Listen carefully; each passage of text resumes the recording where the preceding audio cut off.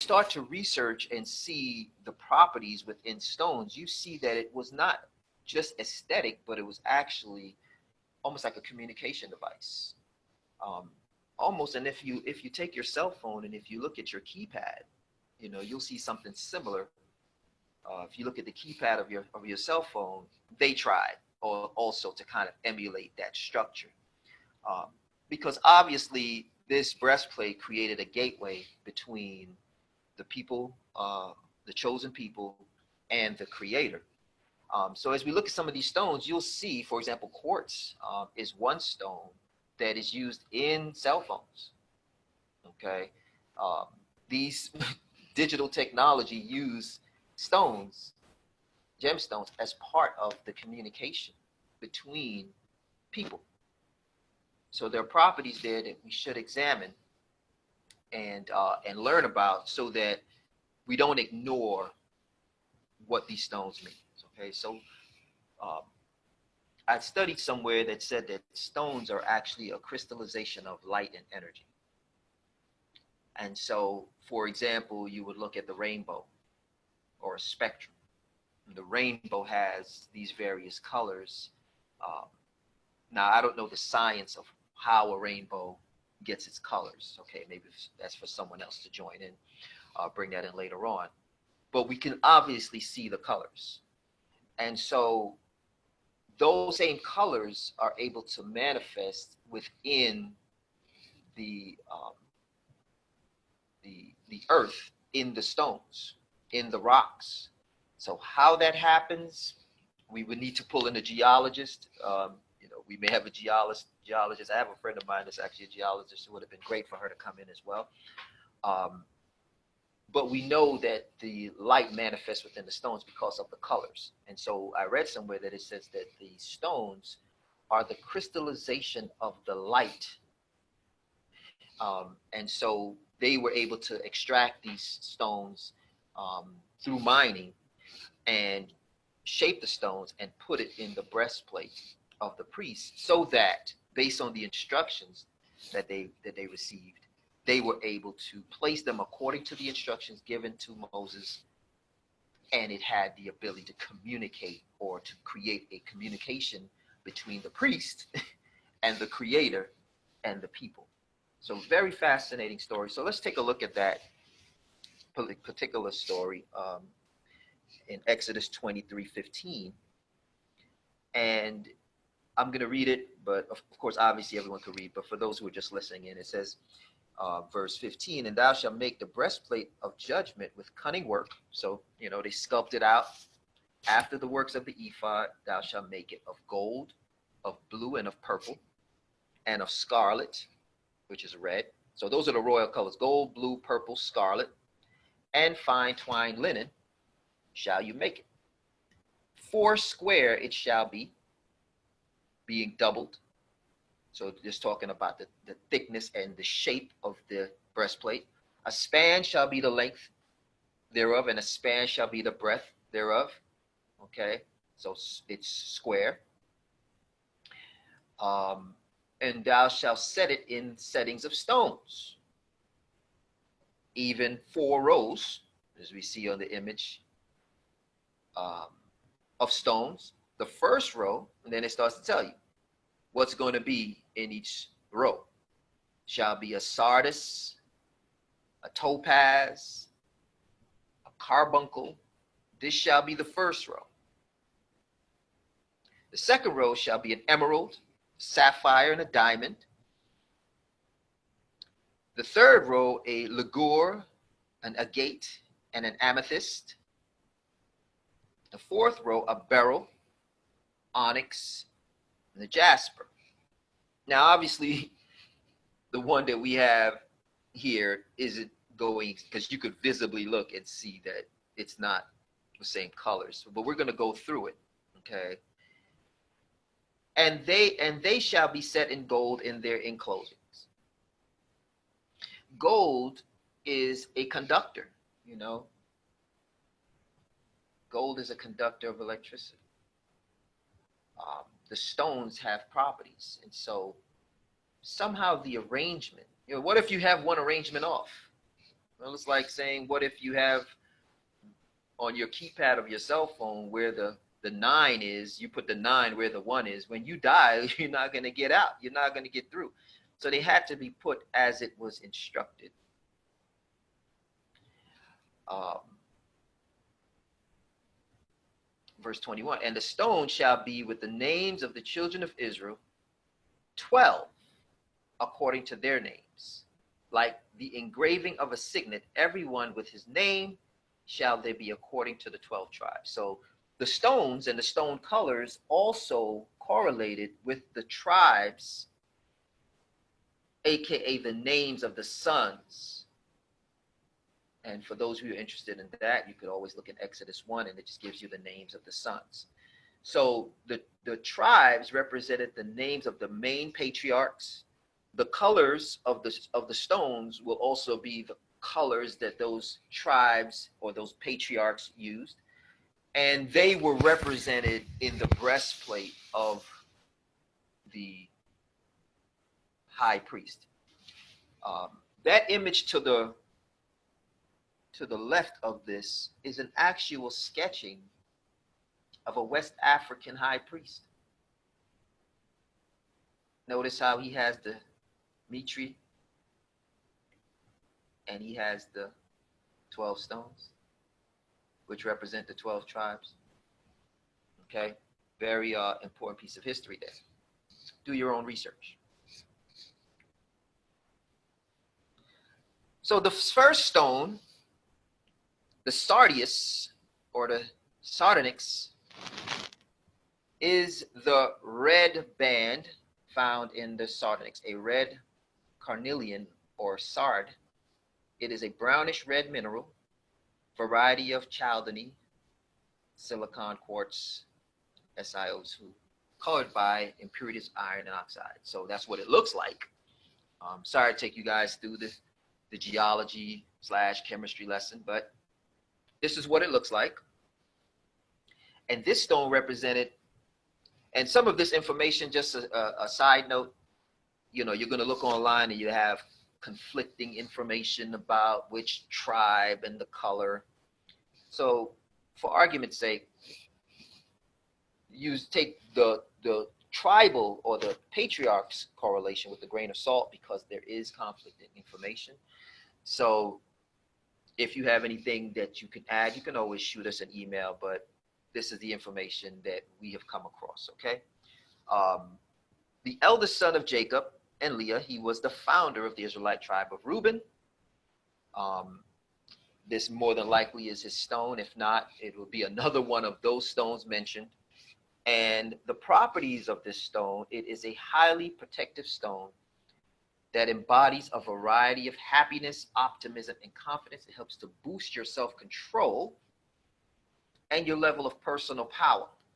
This stone creates an excellent grounded action through the earth-based chakra and brings you back to earth after spiritual work.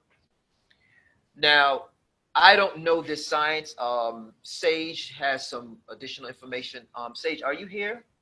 Just in case you're able to weigh in on any of these as we go. If so, unmute your mic. I have the presentation on, so I won't be able to actually see. If not, just you are. Okay. Are you still having video? If so, Raphael, can you activate Sage's video? And Sage, would you be able to just mute the feedback? Okay. Would you be able to activate Sage's camera in case she wants to come in and share her perspective? So sardius is the one we're looking at, and I'm sure that there's modern day use of these stones. Now, for some of you who, of course, these stones are available, I know for sure, in South America, Brazil, Guyana, I'm sure Venezuela, even though it's not easy to just go in Venezuela and dig, but Africa, these stones are available in the interior, to be able to extract. But it's very interesting to know that the stone itself is able to help with happiness and optimism and confidence. So Sage, would you be able to jump in? I don't know where you if you're having feedback, but what do you know of this sardius stone, um, or any other stone that has the same properties as far as helping people to with their happiness and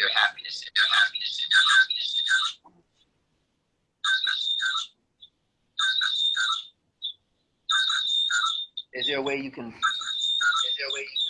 do something about your feedback?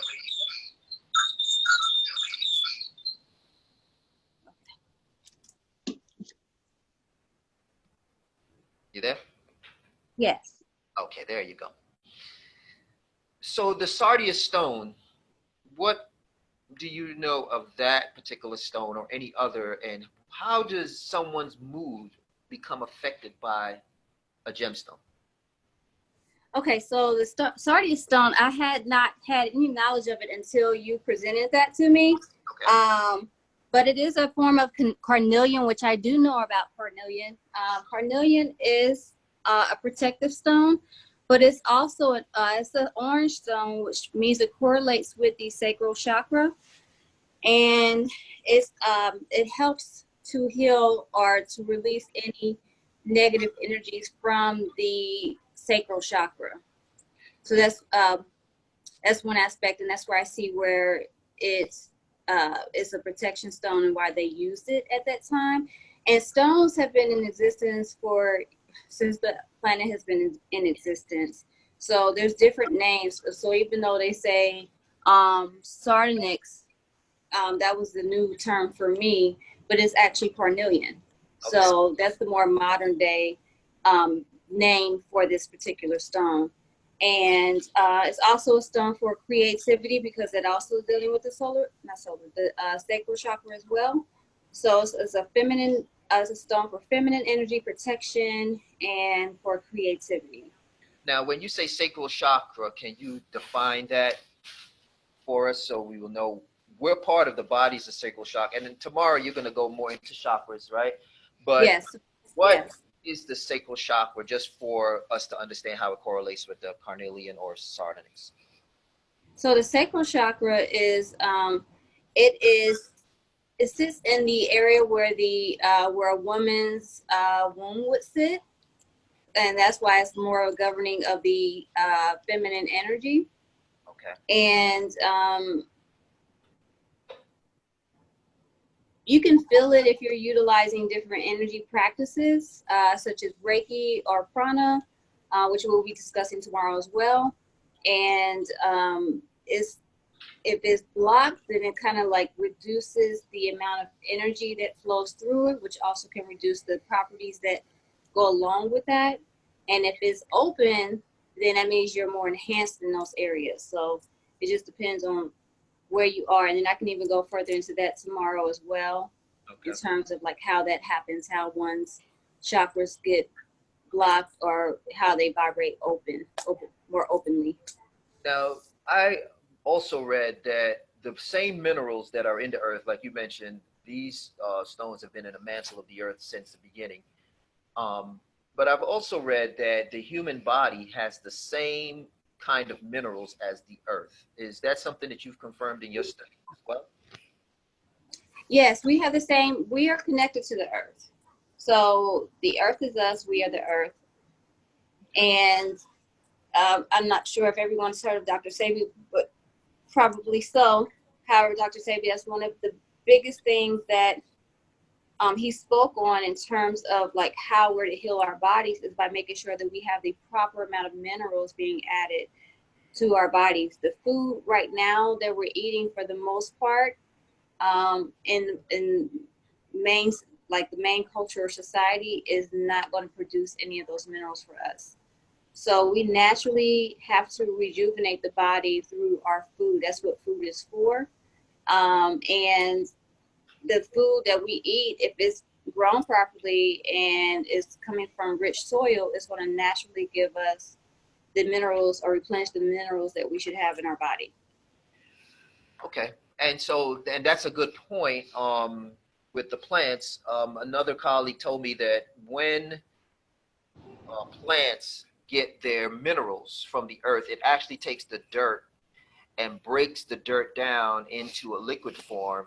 And then the roots of the plant pull those minerals up into the plants, and through photosynthesis, um, we're able to get the plants the nutrients that it needs into the leaves, etc. So, um, as far as us getting minerals into our body, I've heard people speak about eating dirt, or eating clay. I'm sorry. Some people, I think, also Plague. Mm-hmm. clay. Um, I even have come across some companies selling different mixtures that you can make that has clay in it. You could put it in your smoothies. Is that the best way to get these minerals in? Because we see the stone, and we understand that the stone may have these properties, but how do you get it into your body? Is it holding it in your hand? I see people wear it around their necks. You see people wear it in jewelry. But can these things also be ingested through minerals? Yes. Well, we can pick up the energy from it, which everything is actually energy, and we can go into more into that later, or tomorrow. However, the stones themselves is more of an energetic property than to actually pull in like some sort of liquid per se. It's the energy of it, and the way that you had just spoke on it a little while ago in terms of gold.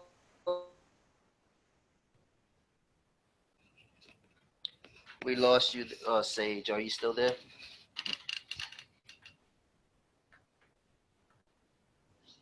Sage? Yes, here. Can Oh, you hear me? we hear you now. Okay. Say the last Okay. part as far as ingesting. You were saying something.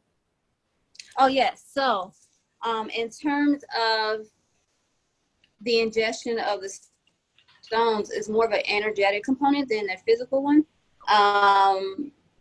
It's unless you put it in water. If you put the stone in water and let it sit for a while, then you can get it that way through a liquid base or more physical base.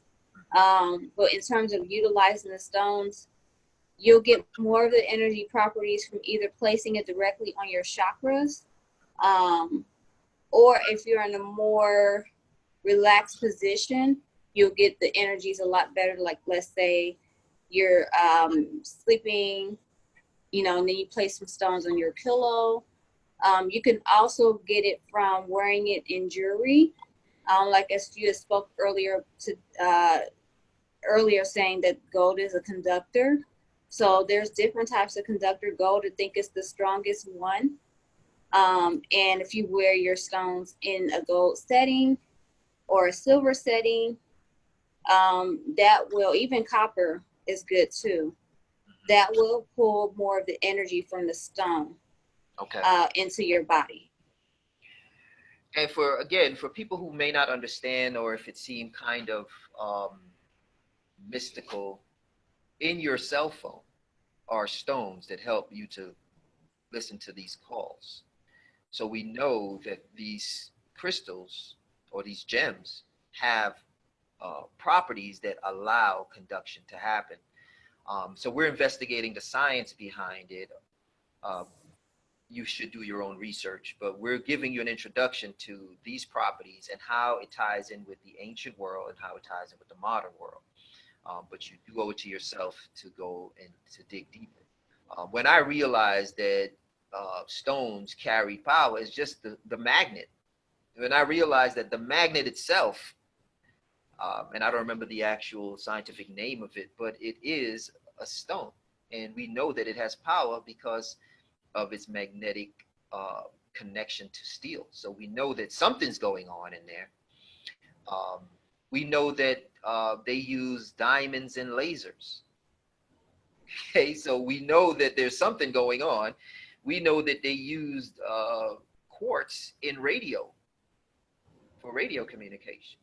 Okay, so that's what we're investigating, and that's what Sage is introducing, and that's what we're doing as we go through these various stones, these various gemstones. Okay, Sage, stay with me. We're going to keep going through the rest of these stones. Number 2 is topaz. Okay, and another name for it is peridite. Peridite is a silicate mineral of aluminum and fluorine with the chemical formula AL2SiO4, etc., etc.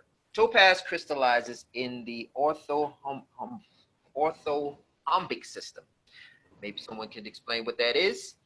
And its crystals are mostly prismatic, terminated by a pyramidal and other faces. So, from your experience, and also let me just say, and this was again the second son of Jacob and Leah and the founder of Israelite tribe of Simeon. This was their color. Um, Sage, what is topaz good for, and how is it used?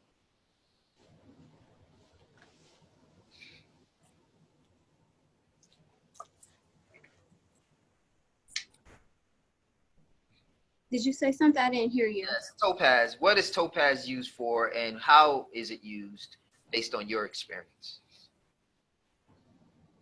Topaz is, from my experience, I mostly have worked with the white topaz, and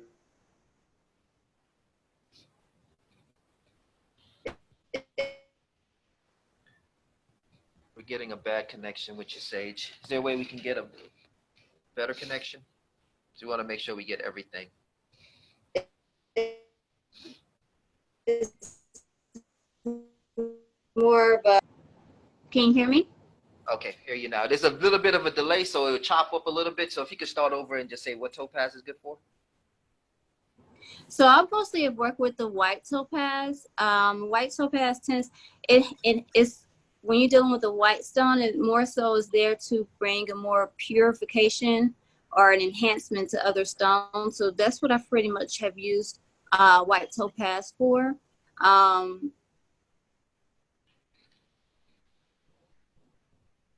Okay. Yeah, and it brings it just enhances from what I've experienced from the stone, for what I've used the stone for. Okay. Well, here it says it soothes, heals, stimulates, recharges, motivates, and aligns the meridians of the body, directing energy to where it is needed most. It promotes truth and forgiveness. Topaz brings joy, generosity, abundance, and good health. It is known as a stone of love and good fortune. It releases tension, inducing relaxation. Topaz promotes openness and honesty, self-realization, and self-control. It aims problem solving and assists in expressing ideas, stabilizes the emotions, making you receptive to love from all sources. The interesting thing that comes to mind is, are any of these stones or any of these gemstones being used in places of relationships, in places of depression or any kind of mental health? Are they there yet? Yes. Are they using this now in the science world, or is this more so being used in the holistic world? It's more so in the holistic world. However, I have experienced just one of my clients was in a alcoholic. It's not anonymous, but it was more of a like he was going through a therapy for alcohol, and the therapy was conducted by doctors, and they wanted to try different approaches to the therapy, and one of their main concerns was that the liver is was the responsible party for the person being addicted to alcohol. And so they did use different therapies. They had my client doing the massage therapy. They had him doing yoga. And then they also recommended stones as well. So they just had a more holistic, well-rounded approach to the science of the therapy to heal this chronic issue that he had with alcoholism. Now, without me going into an area that is not specifically mine, but something that I read, when they speak about the individuals who are able to be just like how we're looking at the priest and how he was able to be a gateway between the creator and the people, and the stones were kind of a catalyst in between that. I have read that between a healer and the person to be healed, sometimes stones were used to enhance the transfer of that energy. And again, this may be a tomorrow conversation, but just a quick little blurb, right? The healer was able to be used as a connector between the creator and the person that needs to be healed. And sometimes the stones or the diamond or the crystal was used on the area of the body that needed to be healed. But an important part of that is that the person themselves, the healer themselves, had to be pure, because they're now transferring whatever energy from them into the stone to the person to be healed. Have you heard of or know anything about that particular science? And I'm only bringing it up because the priest was being used in that capacity. Although he wasn't touching anyone, he was being used in the capacity of healing, because that's one of the things that they did. What is your experience or understanding of that art of healing and the stones and the purity of the person doing the work?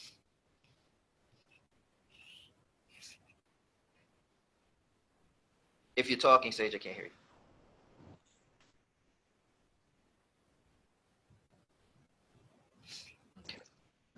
Depends, it depends on. Okay, That's where a certain amount of judgment can come in as far as who's pure and who's not. Right. It's all about intention in whatever you're doing. You can be a person that has been on the streets and did.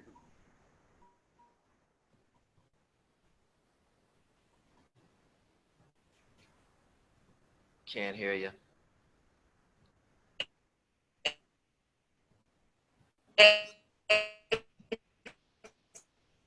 We're coming in. I don't know if it's me.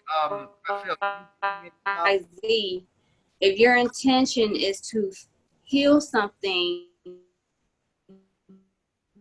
and then hear me now. Okay, I guess there's a delay. So sometimes it comes in choppy, then we hear you, then there's a delay. So go ahead. So just if you could just restart. You said that sometimes it may be a little bit of judgment, and a person right. It's when it comes to it doesn't stop a person if a person has the intention. It's more about intention than anything. Okay. And to say who's pure and who's not is more of a judgment more than anything. It's about the intention and how pure the intention is of what you're looking to do. Just like you can have the intention that's not right and still use the stones in a not right way, and still have and still find some success in that, just depending on the situation. So it's about whatever your intention is for utilizing the stone. Gotcha. Okay. I'm going to continue on. Carbuncle, the third stone, represented by the tribe of Levi. He was the third son of Jacob and the founder of the Israelite tribe of Levi. Carbuncle, or red garnet, is considered to be an ancient name for any gemstone of red color. The word carbuncle is said to have originated from the Latin word carbunculus, meaning small coal. Furthermore, it is sometimes used in the translation of the Hebrew word bareketh, meaning glittering. It has been observed in the scripture as one of the precious stones of the high priest's breastplate. The presence of carbuncle as a precious stone in the Garden of Eden has also been found. So this stone is believed to protect one against wounds, plagues, infections, and all diseases of throat and stomach. Is it possible that the carbuncle can be used for thyroid issues? Carbuncle is more related to, it's a red stone, so it's root chakra. It's the root chakra energy, and it's more of it's a grounding stone. I would say, if anything, it relates to more so the sexual organs. Okay. And it's also a go ahead. For like if a woman is dealing with her cycle, or is it for enhancing to make it better sexual experience, or impotence, or what is it good for in the sexual organ space? So just to bring it to modern day times carbuncle, when you're dealing with a red stone,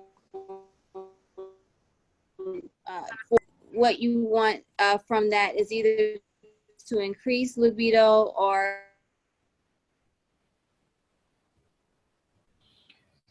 We're having a hard time. We're having a hard time with the decrease phone. libido. So we want to make sure that everyone hears everything. I did get that it's probably something that can help with the libido, but we're losing a lot of what you're saying. So I don't know if there's a way to enhance that. But we're getting. And you can also call in, and sometimes calling in with the phone is easier. I don't know if Raphael, if you can text Sage call in information if we have that, but just so we can make sure we hear everything. So you said that it could be good for the libido, and then I lost you after that.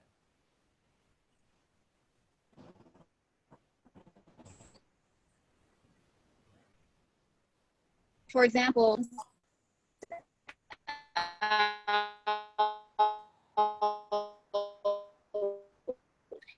how the sexual, however, is that they have a blockage in their root chakra. So if you want to use a red stone for that, it can help to balance out this the sexual energy so that it's more balanced and the person can increase their desire for intimacy in that way. Or a person could be promiscuous and may need a balancing in that area where it's the root chakra's energy is too strong. And so to balance that out, you can bring it again, use a red stone for that purpose or that intention to bring in, wow. I just got a text saying that sorry, that we can't be heard. Yeah, sometimes the as you're speaking, some of the words are breaking up, and so I just want to make sure I'm hearing everything and everyone is hearing everything. Even when we replay, we want them to get the essence of what you're saying. So I don't know if something can be. Paige, let me ask you a quick question. Are you connected to a Wi-Fi system, or are you connected to your a Wi-Fi through the phone? Is it like how are you connected? I'm connected through just not Wi-Fi. I'm just connected through the network. Okay. See if you can try without, I'm not sure if that will break or not, like rather quickly connect to the Wi-Fi. That could be some of the issues of the Or if we have a number that she can call in, just yeah. so sure we can get everything. Okay. So what I gathered from what Sage was saying is that stone can be used to help with any kind of sexual deficiency, I guess, to enhance, to balance, or maybe to quiet. I guess it's a balancing of that energy. Kind of makes sense because of the root chakra. I don't know if she had anything else to add on that before I go to the next slide. Yes, that's absolutely Did Okay. you hear me? Yes. Okay. You said that was correct? Yes. Okay. All right. And we'll go more into that tomorrow. Hopefully, as we look at the chakras, you could bring in that information and people can cross-reference it. The next stone, the emerald, a variety of the mineral beryl, colored green by traces amount of chromium and sometimes vanadium. So I guess that's probably the gases that are in the earth. And the properties of the stone is the stone of successful love. Emerald opens and nurtures the heart and the heart chakra. It soothes energy, provides healing to all levels of the being, bringing freshness and vitality to the spirit, a stone of inspiration and infinite patience. It embodies unity, compassion, and unconditional love. So what do? We put an emerald stone on the heart after a breakup. How does that work? So how it works is basically basically, you're saying you can use that to heal the heart. That's what it's for. So do you hold it? Do you? How do you use it? How do you use it, Sage? So how you use it is you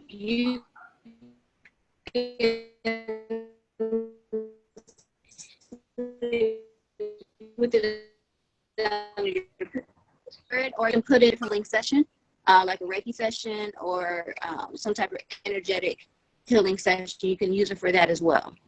Okay. Now, what if you wear this in a piece of jewelry around your heart, around your chest? Would that help to keep balance, patience in a relationship? Is that also another use?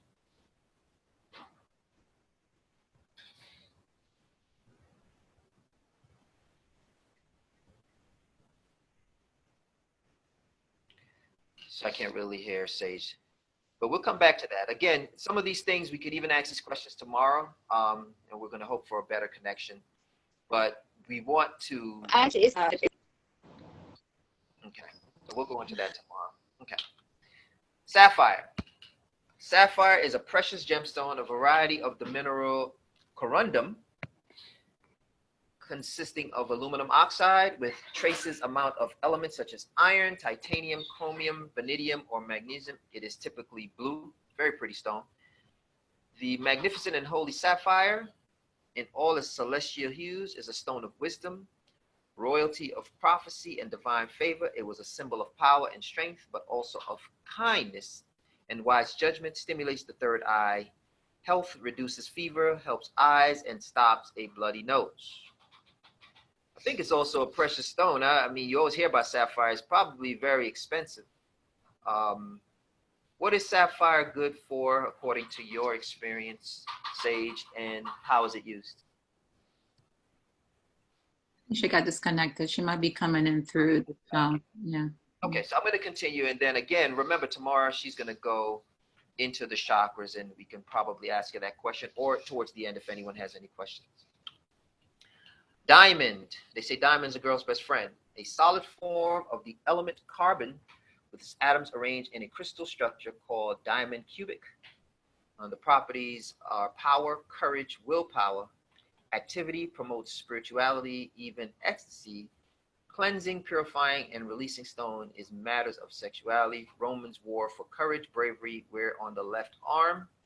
And the diamond is represented by the tribe Naphtali, and he was the sixth son of Jacob and the founder of the Israelite tribe of Naphtali. I think on the back, I didn't go through for the fifth stone for sapphire. That was related to the tribe of Dan. Okay, so diamonds is for the tribe of Naphtali. Beautiful, everyone loves it, especially for those who are getting engaged. It seems like a choice of choices. Ligure, lapis lazuli, is one of the most sought-after stones in use since man's history began. Its name comes from the Latin lapis stone and the Persian lazuad, blue.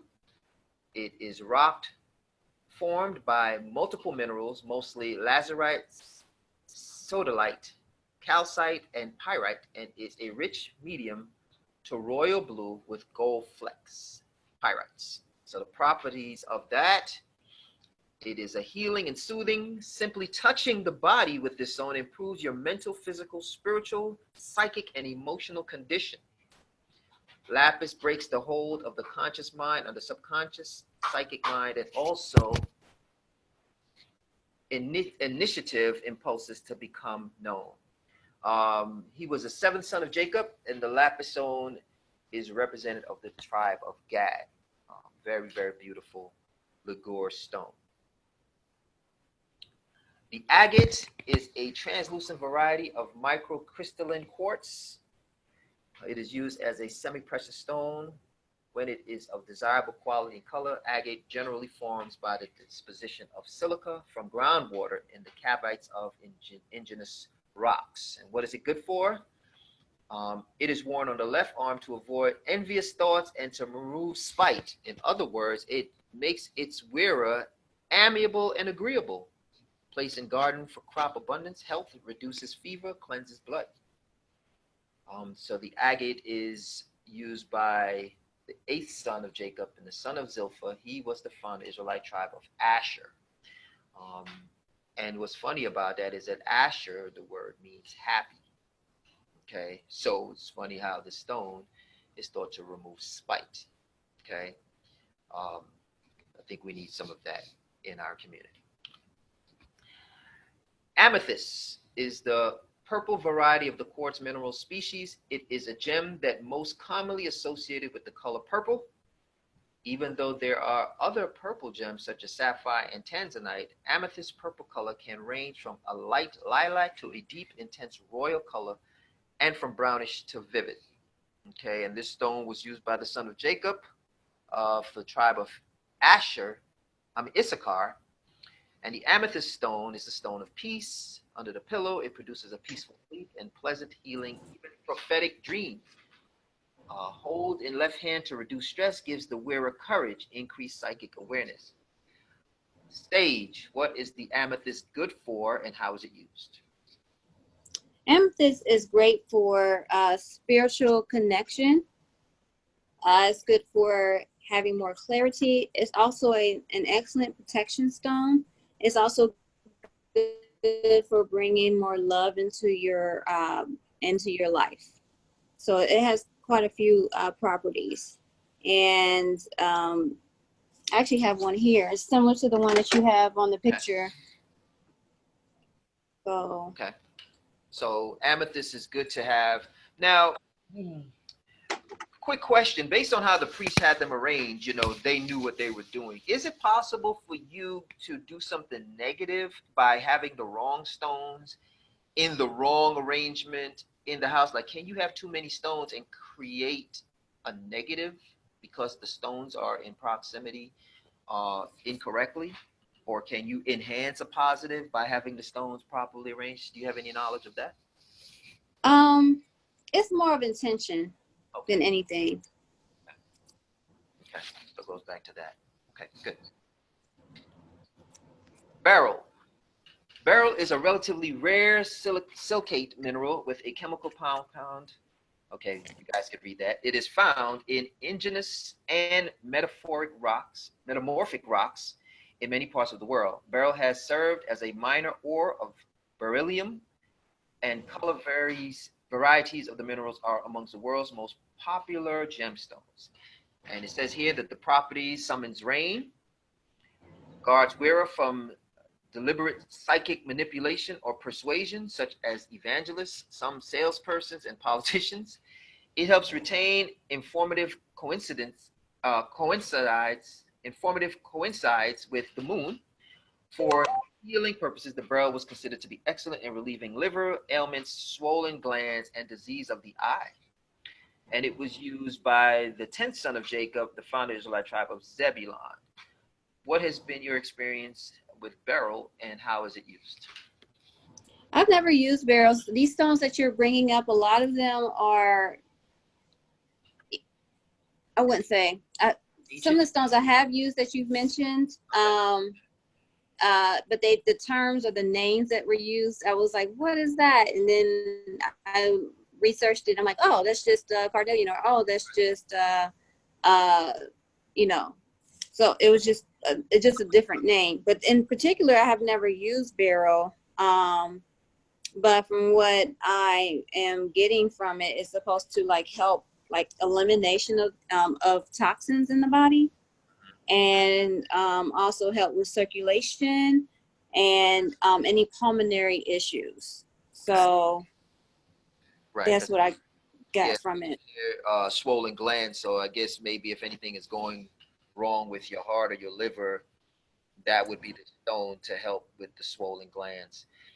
What's really interesting as we see some of the sciences now embrace holistic medicine, it's so interesting to know that this is not readily used in the scientific. It's almost like, did they not get to that yet?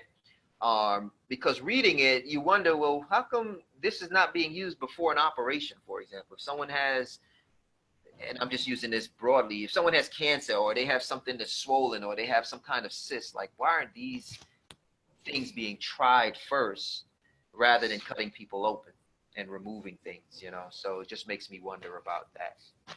Well, it's not part of their protocol. Yeah, got it. Okay, let's go on. Onyx, a solid black chalcedony or a banded or layered black and white chalcedony. Onyx is formed by the deposition of silica in gas cavities and lava, which results in the distinctive bands of stripes we see in the stone. And the properties, it brings increased vigor, strength, stamina, and self-control. It alleviates worry, tensions, and nervousness, and eliminates confusion and nightmares. It is used to provide glimpses of that which is beyond and activates one's memory of one's root and reality. Medicinal applications include the treatments of bone marrow disease, teeth, food, blood, and bone problems, and soft tissue disorders. It is also believed to aid in ailments such as epilepsy or glaucoma, and is known to have powers to rectify damage done to cells. And this was used by the son of Jacob, the founders of the tribe of Joseph or Ephraim. And I see one thing that I have seen is many Panamanian friends of mine would take the onyx stone and have it made with the jewelry and some gold.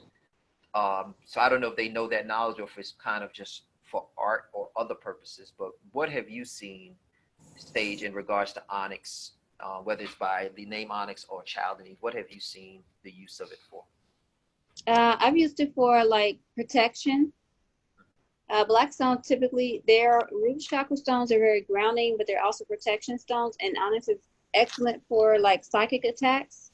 Okay. So if there's anyone that like has, and when I say psychic attacks, to make it more basic or, you know, common, is like if anybody has a negative thought towards you and, you know, they don't like you or they don't want to see you successful, then you have that, you can use onyx to protect yourself from that type of thinking.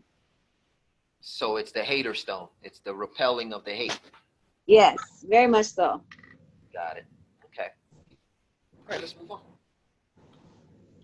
The jasper stone, an opaque variety of chalcedony, and is usually associated with brown, yellow, or reddish color, but may be used to describe other opaque colors of chalcedony, such as dark or mottled green, orange, and black. Jasper is also is almost always multicolored with unique colored patterns and habits. The properties is physical strength and energy. Red jasper stimulates gently and steadily, enhancing stamina and endurance, and increases the amount of chi or life force in one's aura. It is a stone of health and passion, and brings the courage to face unpleasant tasks and to rectify unjust situations. The jasper was used for the youngest son of Jacob and Rachel, the founded Israelite tribe of Benjamin. Have you done any work with jasper? I have used there's different colors of jasper, just like a lot of the other stones have different colors. So I have used jasper. What's beautiful about jasper is that it's a slow healing stone. For example, there's some stones that have like, they're really, really strong. And unless you want immediate change or like to have to feel immediate change, and you're ready for that, the jasper, you use those stones, but the jasper is more slow healing. So it has a more of a comfortable, you know, soft approach to the healing or whatever that is. And red jasper in particular, is really good for, because it's red, it's like your protection, but your grounding is your root chakra. So it's good for setting healthy boundaries. It's good for just kind of like stabilizing yourself and like bringing a sense of balance to yourself. And that's like, and then it's nurturing in that. Is nurturing for that, as opposed to another stone maybe a little more aggressive. Gotcha. Like the like we just went over the onyx, that stone has a more of aggressive energy than the red jasper.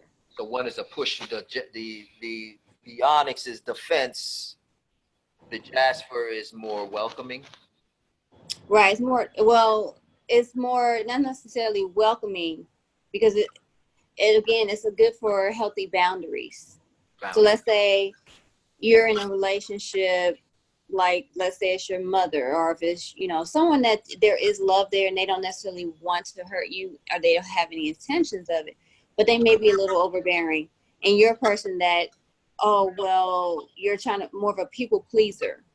So you need to learn to set healthy boundaries with people so that you're not being taken advantage of. Red jasper is good for that, where it helps you to create stability for yourself in the way of creating healthy boundaries and setting standards for yourself.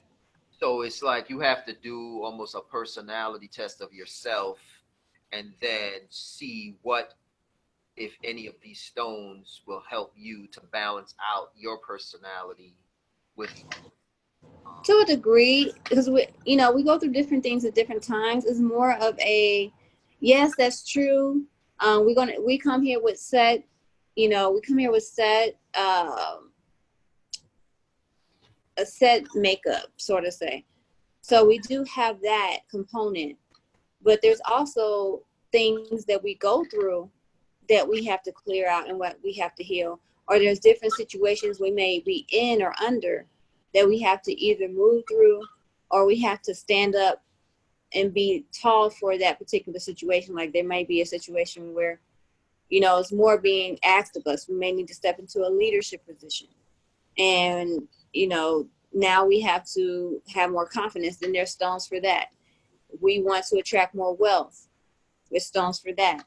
If we want to have more love in our life and we want to attract it, there's stones for that. So it just depends on what you're going through in your life at the moment, along with your basic composition that you came with. Got it. Now, in the sciences, they have placebo, and they say that a lot of things that people are able to overcome stems from just belief, or like you said, intention. Is it possible that some of these stones can also be used as a placebo, or as because you're holding this and you believe, you actually activate what it is that is missing within yourself, because you believe that, this stone does this, and your belief is what actually heals? Can that be also the case with the stones? That belief is the real catalyst of the change? Yes, I mean,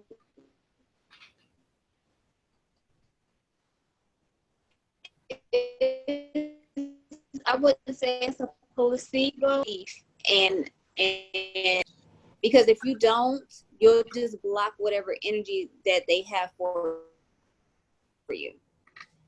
Versus a placebo is something that does not have any of the healing properties, but it's given to a person with the knowledge of, oh, this is going to help me heal, but it never had anything to offer in the first place. The stones themselves actually do have healing properties, but if you're like a person, well, I don't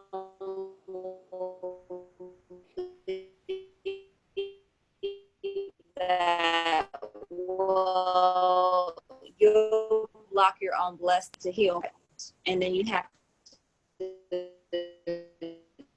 Yeah, we're having a hard time hearing everything. Trust it and believe that.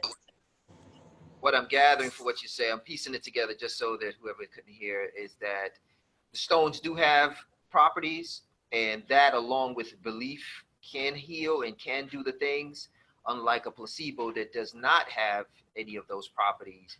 And if it does work, it's really just you believing and kind of activating that within yourself. Is that kind of the summary? Yes, it's about you doing. You have to do the work. The stones aren't going to do all the work for you, Gotcha. But they are there to assist and aid. Just like if you were receiving medicine of any kind, herbal or like pharmaceutical, if you wanted to change you have to like be willing to take it and like follow all of the instructions that are required. Got it. So, yeah. Okay, let's push along. So again, here is the image of the ephod and the breastplate. They have, the modern day version of what they thought it looked like. And then we have an actual West African priest when the colonists came in, and he is wearing the very same breastplate. So that's for your research to see. And this was an Ashanti, what they call West African that lived in the interior. So very, very important. If you'd like some more information from Sage, you can reach her at the Sage Academy. The Sage Academy. The Sage Alchemy. SageAlchemyLife.com. You could also find Sage on the Sage Alchemy Life on Instagram and the Sage Alchemy on Facebook. So I'm going to open up for anyone. We're going to give a few minutes for questions. Does anyone have any questions that they would like to ask of Sage, or they would like to ask of me? Please open up. I'm going to open up the screen, stop sharing and open it up so that you can go ahead and ask questions of us now. Any questions, any thoughts, any feedback?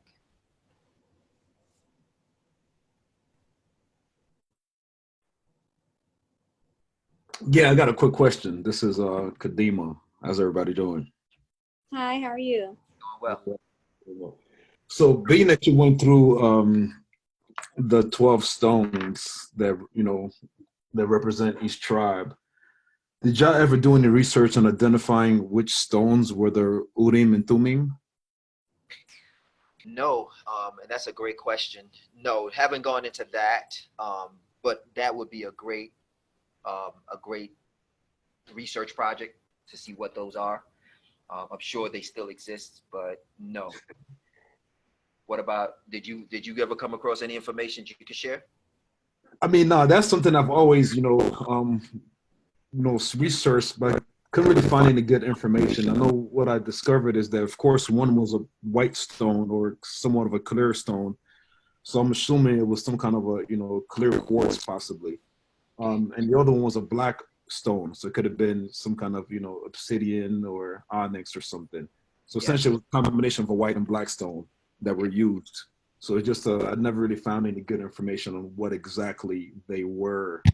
That the high priest actually had on their I guess adjacent to the breastplates. Yeah, it might have been diamonds. Know a little bit about it. Uman, I think, was the white quartz, and the Thummim was the black one. It was used as a way of communication. That's what the priests actually used to communicate. Yeah, because my understanding is that the priests used it to communicate with the Most High Creator. Especially even when it was times to go to war, they would, consult the Urim and Thummim, and based on a particular glow and appearance of the stones, it would give them either a yes or a no. Yeah, that's exactly what they were used for. It sounds like a crystal ball, but it sounds like a quartz to me because the quartz is one of the main communication things. But let's Sage, what do you think? Have you ever heard of that? I haven't heard of the Umi and Tumi. I haven't heard of that. But the clear quartz is the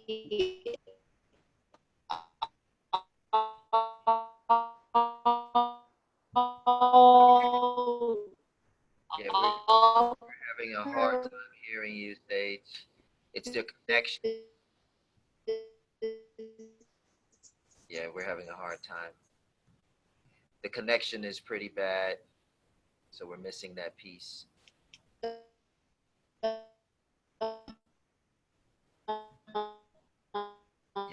hard time. All right, I'm going to open it up again, and we'll come back. I guess Sage is off. Anyone else? I don't know if Sage is there. I do see her here. But we're having a hard time hearing you, so if you want to come back and answer that. Okay, give us one more time. So what did you say? Can you hear me? Yes, what did you say about the quartz? I was saying that the quartz is an all-purpose healer, and it enhances every stone that it comes in contact with. Correct.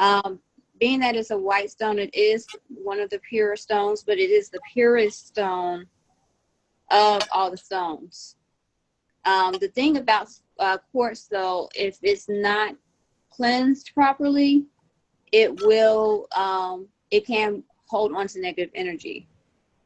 So the other stone that I'm thinking of that could possibly align with the idea what you all are speaking of is the selenite.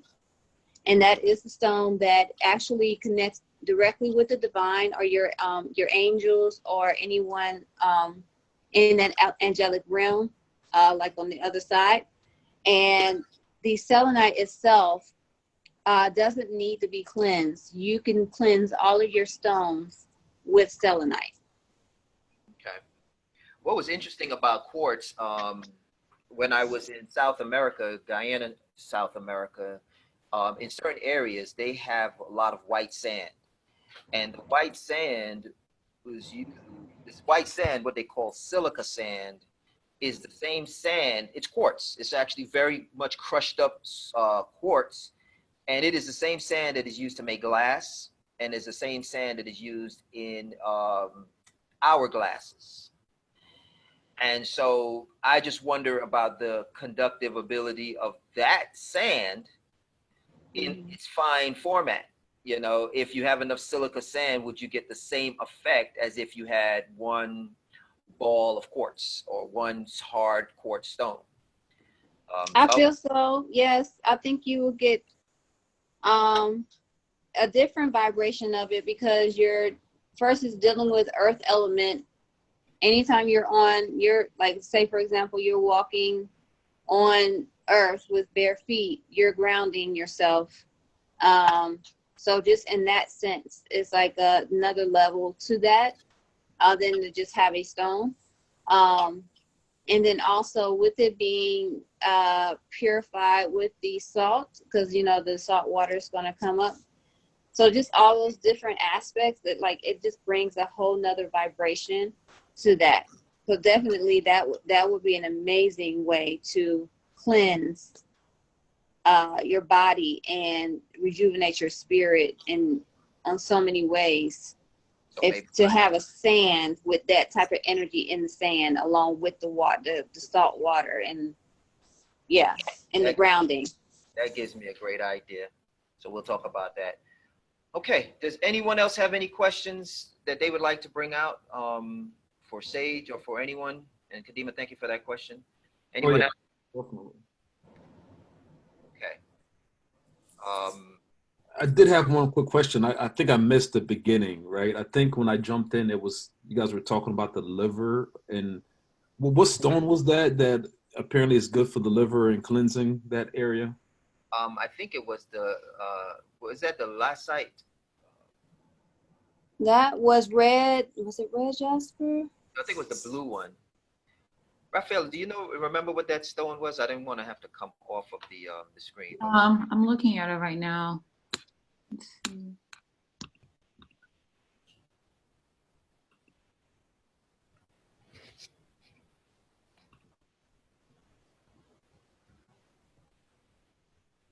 The blue stone. I think it was the number 7, which was the Ligure, I believe. Is that the one? No, let's see. I think it was the red one then. Might have been a red one. No. We'll get that answer for you, Kadima. 1 second. Okay, no worries. And you can always get it to me later, if because I know we don't want to take up a lot of time right now, because I know people may, want to move on to other things, but I can always. Oh, if y'all can share that PowerPoint with me too, that'd be great. No, sir, you will not get that PowerPoint. You will get the answer. Oh man, I tried, huh? No, sir. I tried pulling a fast one right there, huh? Yeah, don't worry, but you know what? You could get the replay, and the video will have it. So. Yeah, I could do it exactly. I could go back and watch the replay. I could do that. Yeah, but we'll work it out. We're good. We'll work it out. Okay, so we want to thank you, Sage, for taking the time to explain everything as far as your hands-on experience. And we look forward tomorrow to taking now this conversation about the stones, now that we established that these things have validity both in scripture and both outside of scripture and in the holistic world. And now we want to be able to see how that relates to the body. And so tomorrow Sage is going to go more into energy and chakras. For those of you who are interested in understanding more about that, please join us tomorrow. And we look forward to taking on day 24 on this spiritual journey. So Sage, thank you. Thank you all for jumping in. Please make sure you share the fan page, 30-Day Redemption. And for anyone that is not signed up, please share it with your friends so they can sign up and get this great information. Have a great day, and we will see you all tomorrow.